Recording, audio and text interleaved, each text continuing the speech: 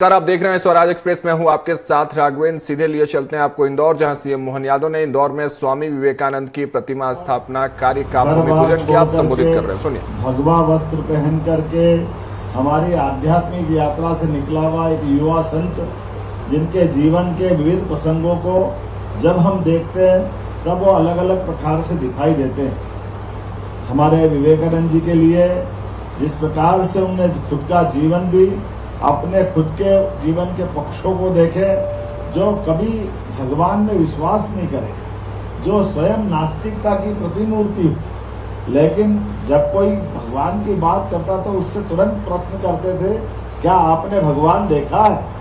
और भगवान देखा हो तो देखने और कहने वाले तो बहुत मिल जाएंगे, लेकिन उनका जो अपना बीएससी करते करते जो उनका मस्तिष्क था, उसमें वो बात भी अपने आप पाते थे कि मैं जब तक नहीं देखूंगा तब तक भरोसा नहीं करूंगा। अब ये बड़ा चुनौती का भी प्रश्न है। हमने सबने संतों की लंबी परंपरा के साथ संबंध आया तो आध्यात्मिक यात्रा में स्वयं तो सिद्धता के आधार पर जो महापुरुष होते हैं, कई साधक होते हैं, अपने आप में एहसास कर लेते देवी शक्ति का, लेकिन वो भाग्यशाली विवेकानंद जी, जिनको रामकृष्ण परमहंस जैसे गुरु भी मिले, जिनने कहा मैंने देखा है और जैसे तुमको मैं देख रहा हूँ ऐसे मैं अपनी माँ को, काली माता को रोज देखता हूँ। तो दूसरा प्रश्न उनका था, क्या आप मुझे दिखा सकते हैं?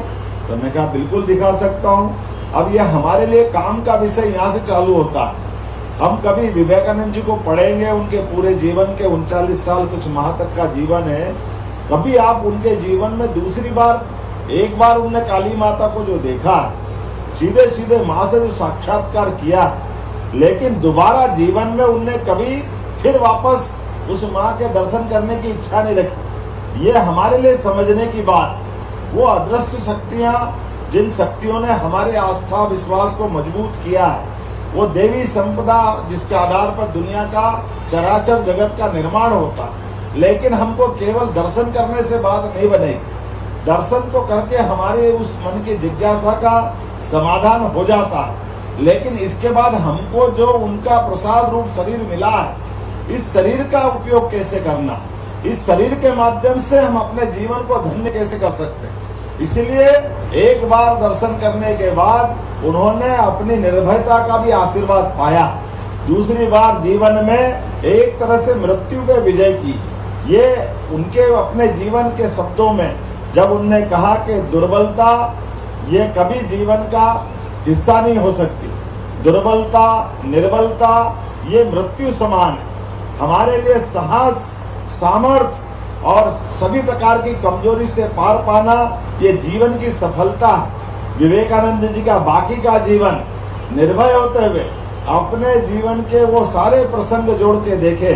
हम सब देखते हैं उनके जीवन का 1893 का उनका शिकागो का सम्मेलन, जिस शिकागो के सम्मेलन के माध्यम से आज भी अंग्रेजी में कोई भाषण देता है तो लेडीज और जेंटलमैन के शब्द लाता है, लेकिन अपने जो मूल भाव है, भाइयों और बहनों, ये जो मूल हमारा वसुदेव कुटुंबकम का भाव है, ये विवेकानंद के माध्यम से दुनिया ने उस समय शिकागो सम्मेलन के माध्यम से समझा है। और हम सब जानते हैं अपने उस विचार, उदात्त विचार के आधार पर जब हम अपनी वसुदेव को, हमारी वसुधा को अपनी पूरी चराचर जगत के साथ, हमारे जैसे हमारे यहाँ वेद वाक्य भी है जिसको बोलते हैं यत पिंडे तत् ब्रह्मांडे, जो पिंड में है वही ब्रह्मांड में, हमारे जो शरीर में है वही संसार में है। ऐसे में विवेकानंद ने अब इससे आगे की धारा बढ़ाई।